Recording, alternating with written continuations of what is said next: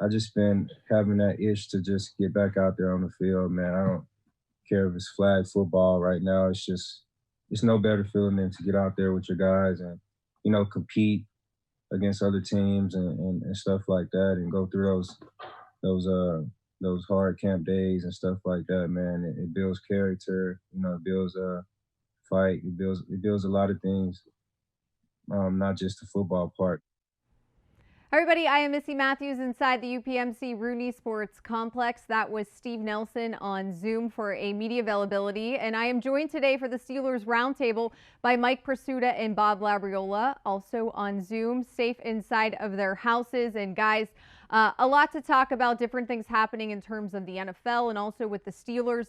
The one big thing that has changed since the last time we had a chance to get together virtually is that coaches are now allowed back into the practice facilities. We know Coach Tomlin was here.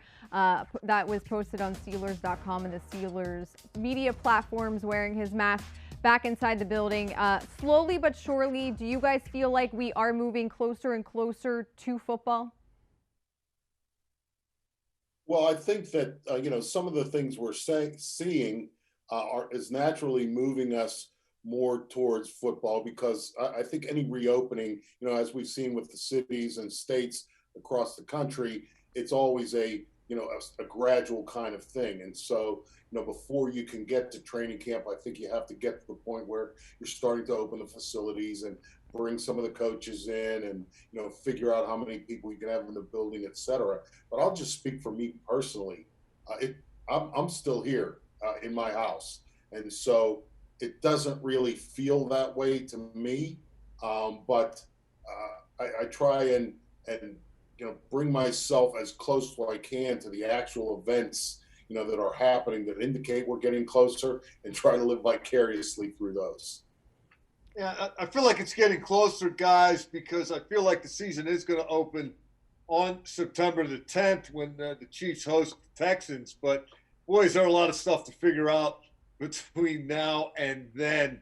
And it'll really start hitting home for me, at least, when I see somebody on a field. To Steve Nelson's point, I don't care if they're playing flag football either, but I'd like to see somebody defending a blade of grass somewhere. All right, so we'll get to training camp in just a minute, but Tom Pelissero with the NFL Network did tweet today that the NFL has notified teams that the virtual period for the offseason is extended to the end of June 26th. That was out there, but said that there will be no in-person mini camps. There was some talk leading up to this point that potentially maybe a smaller group of players would be allowed to come into facilities. Who knew what they were trying to figure out if they could do. So according to his tweet, it appears that there will be nothing inside of this facility for the Steelers and for all the other 31 teams in their facilities in terms of players until training camp. And that date, Labs, there are some maybe inclinations of when it could potentially start, but a lot of this is still being figured out almost day to day and week to week. Absolutely. And, there's not many questions that have definitive answers, at this point. You mentioned that there are not going to be any, off-season OTAs or mini camps or any of that kind of stuff. My personal opinion is I think that the beginning of what is going to be called training camp will probably look a lot like mini camp, because a lot of this stuff still has to get done. I understand, they're trying to do a lot of it virtually, and, I get that, but I don't know that you really can teach lessons to football players, without them actually going through the process of taking what they are told and putting it out onto the field and, trying to get that muscle memory going. So, usually at training camp, we have 3 acclimation days, an extension of football and shorts. And again, I'm just speculating here. I would imagine that would be extended, maybe even a week to 10 days. And then what we would see is effectively mini camp being the opening of training camp. And so, but again, so much of this is unknown now, and everything that we think we know today could change tomorrow. Yeah, it's going to be really interesting. Back during the pre-draft process and after the draft, a lot of people talk about well, I guess we'll find out in a couple, 3 years, whenever you can rate the draft, who was good at, looking at the tape and trusting their eyes, and who needed all the information and 40 times and combine results and sit down dinners and all the other stuff that has come to be associated with player evaluation. I guess eventually we're going to find out who can learn on the fly and who can coach on the fly, because with each passing day, it becomes a little more condensed. Another thing, too, even just thinking about the rookies this year for every team, not even just the Steelers, there's typically a rookie minicamp. And yes, it might not be that exciting, but it's actually getting the players into the city. They are going to be playing for that team. It's the physicals, the measurements, figuring out what helmet they're going to wear. None of that stuff has taken place yet because no one is allowed inside the practice facilities. So, Labs, to your point, yes, the next big thing for football to return is training camp, but I don't think it's going to start for most teams with how we're used to it at St. Vincent College in Latrobe with them doing the run test. That might not be the first thing that is actually the start of training camp. So it will be interesting. And another thing that we do know for sure is that the Steelers will not be going to St. Vincent College in Latrobe for their camp, and that most likely it will be at Heinz Field. It appears the Steelers are looking at all of their options and trying to figure out how to make it work. So, Labs, I'll let you start. I know part of you is probably sad you will not be packing up your suitcase and heading another direction other than Pittsburgh. Yeah, I mean, my feel on training camp, the thing that I don't like about it is living in a dormitory, which I think that is pretty much universal among all the players, coaches, and staff members, except Mike Prisuta, probably. I don't know. But there's so much else about, everything being so self-contained that is highly convenient and highly conducive to getting a lot of work done.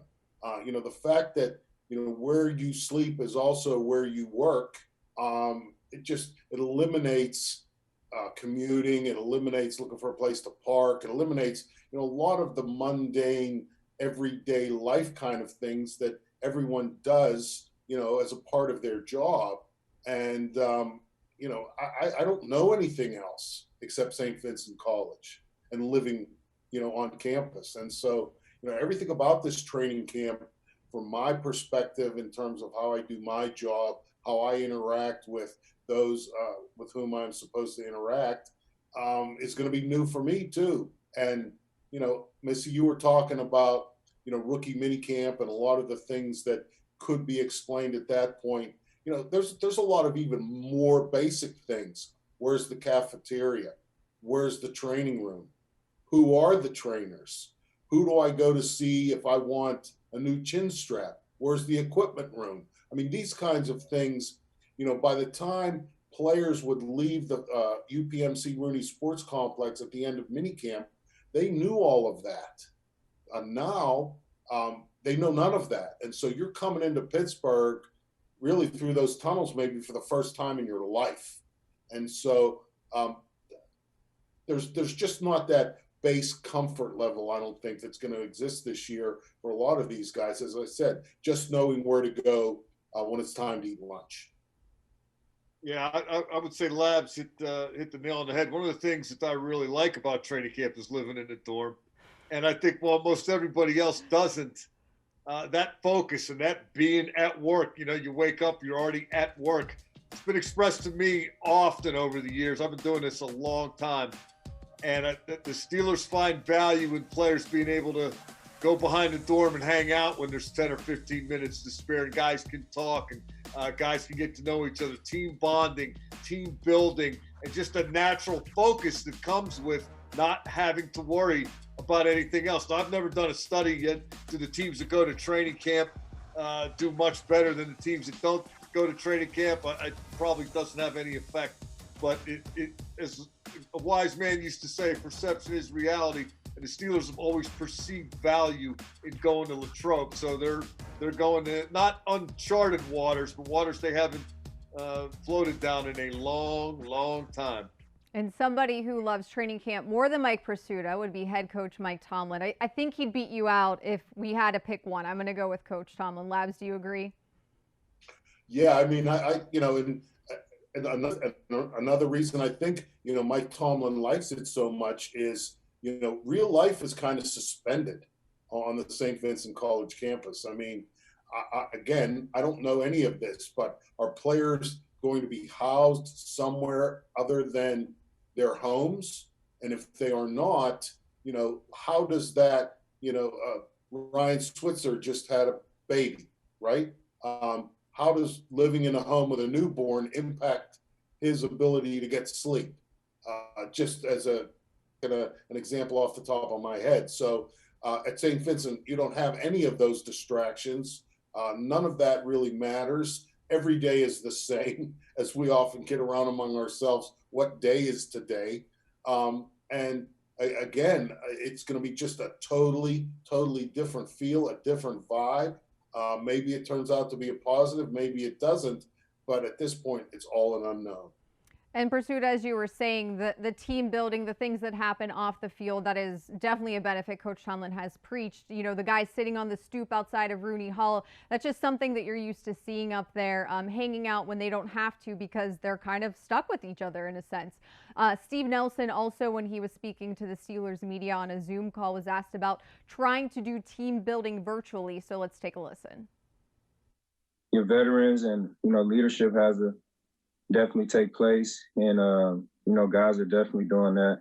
And with on our team, guys are, planning like little small practices, to just to get guys around each other, and just to build that camaraderie back up, and just to walk over, old plays, or if guys have questions, just to be around the guys. It's not a better feeling than, being around guys. The Zoom meetings are only going to get you so far. So, like I said, the veteran guys, like myself, we're all just, trying to find ways to, combat that as best we can. All right, guys, so listening to what Steve Nelson had to say about that, other than the rookies and maybe the new guys, but the new guys, the free agents, they've played in the NFL before, so they kind of have that advantage.